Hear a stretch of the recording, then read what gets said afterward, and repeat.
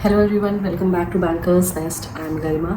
सो ये वीडियो उन लोगों के लिए है जिनको अरिथमेटिक का फोबिया है, और जनरली अरिथमेटिक का फोबिया उन्हीं को होता है जिनकी मैथ्स वीक होती है, ठीक है। और ऐसा बहुत सारे लोग के साथ होता है, सो नॉट टू वरी।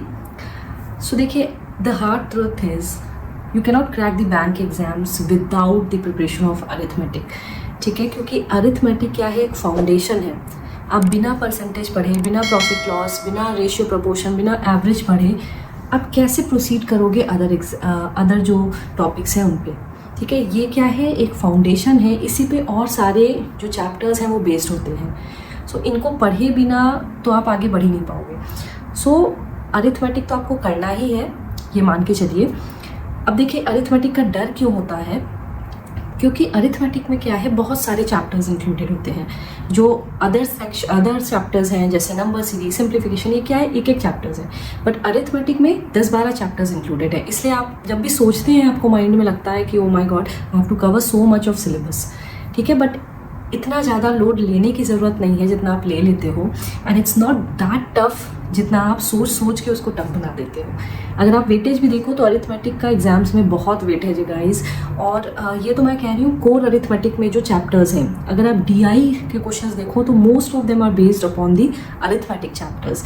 तो इसलिए अरिथमेटिक के बिना तो आपको एग्ज़ाम निकालना आपके लिए टफ है। प्री आप किसी तरह निकाल भी लो, मेंस तो इट्स वेरी टफ, उसमें तो आपको अरिथमेटिक को लेके ही चलना पड़ेगा। एंड फाइनल आपका जो एम है एग्ज़ाम निकालने का, वो प्रीलिम्स निकालना नहीं है गाइस।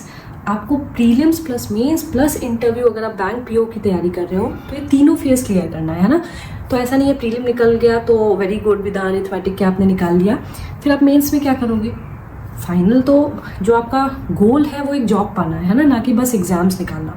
तो वहाँ तक, इंटरव्यू तक पहुँचने के लिए तो आपको अरिथमेटिक को साथ में लेना ही पड़ेगा, ठीक है। I tell you the ways आप किस तरह से प्रोसीड कर सकते हैं और किस तरह से इस पर वर्क कर सकते हैं।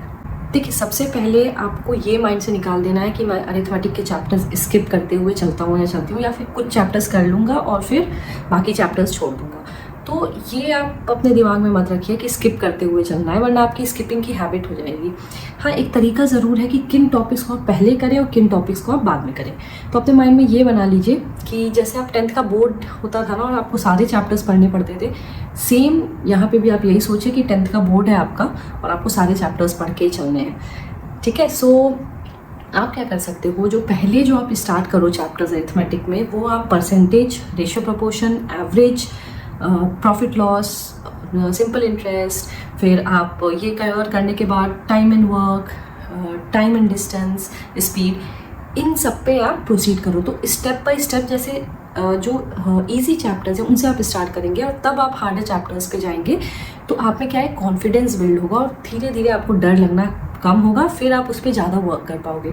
कुछ टॉपिक्स लाइक मेंसुरेशन या फिर प्रोबेबिलिटी, ये क्या है, कम ही क्वेश्चंस आते हैं इन टॉपिक में से, तो स्किप नहीं करना है। बट हाँ, ये है ज़रूर है कि ये आप टुवर्ड्स द लास्ट ऑफ जो सिलेबस है अरिथमेटिक का, आप उसके लिए आप रहने दो।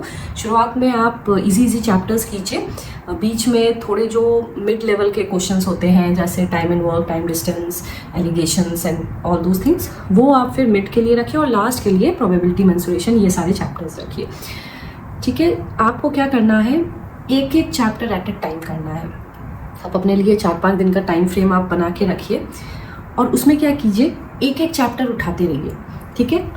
आप मान लीजिए कोई भी आप बुक रेफ़र कर सकते हो, जैसे बेस्ट मैं जो सजेस्ट करती हूँ वो क्वांटम कैट ही करती हूँ फ्रेंड्स, बिकॉज आजकल जो लेवल ऑफ क्वेश्चंस है मैथ्स में वो काफ़ी अच्छे लेवल के क्वेश्चंस आने लगे हैं। तो अगर आपकी मैथ्स ठीक ठाक लेवल पे है तो आप क्वांटम कैट से शुरू कर सकते हैं लेवल 1 से, और या फिर अगर ज़्यादा वीक है तो आप RS अग्रवाल या राकेश यादव या इवन NCERT की बुक को आप प्रेफर कर सकते हो बेसिक्स के लिए। अदरवाइज़ यूट्यूब पे बहुत सारे टीचर्स हैं, उनके वीडियोस आप रेफर कर सकते हो पर टॉपिक, जैसे आपके सुमित सर हैं, आशीष अरोड़ा सर है, करियर डिफाइनर पे सर है, अमर सर है, स्टडी स्मार्ट पे सर हैं। तो ये सारे मैथ्स के टीचर्स हैं जिनको आप रेफर कर सकते हैं। एंड आपको क्या करना है, एक टॉपिक मान लिया आपने परसेंटेज उठाया, उसकी थ्योरी वगैरह पढ़ लो, 20-25 क्वेश्चन अपने कॉन्फिडेंस के लिए कर लो, फिर आप वीडियो देखिए टीचर्स की, उसमें समझने की कोशिश कीजिए कैसे उन्होंने शॉर्टकट मेथड से सॉल्व करने की कोशिश की है, क्विक मेथड से सॉल्व करने की कोशिश की है। उसके बाद फिर आप बुक उठाइए या ऑनलाइन रिसोर्सेज की मदद से 60 to 70 क्वेश्चंस फिर करने की कोशिश कीजिए। कहने का मतलब ये है फ्रेंड्स, जब आपने थ्योरी ख़त्म कर ली तो एक एक चैप्टर में आपको कम से कम 100 क्वेश्चंस करने हैं, तभी जाके आपका एक कंफर्ट लेवल डेवलप होगा और आप एक कॉन्फिडेंस के साथ आगे प्रोसीड कर पाएंगे। तो देखो, ज़्यादा टेंशन लेने की ज़रूरत नहीं है, लोड लेने की ज़रूरत नहीं है, अरिथमेटिक का फोबिया सोच सोच के जो बना देते हो वो करने की ज़रूरत नहीं है। हाँ, कुछ सेट ऑफ टॉपिक्स हैं, उन्हें आपको कवर करना है। आपने ऑलरेडी वो कर रखा है जब आपने 10th का एग्ज़ाम दिया था। 10th तक सबने वो टॉपिक्स पढ़े हुए हैं और इतना कुछ ज़्यादा टफ नहीं है, ठीक है।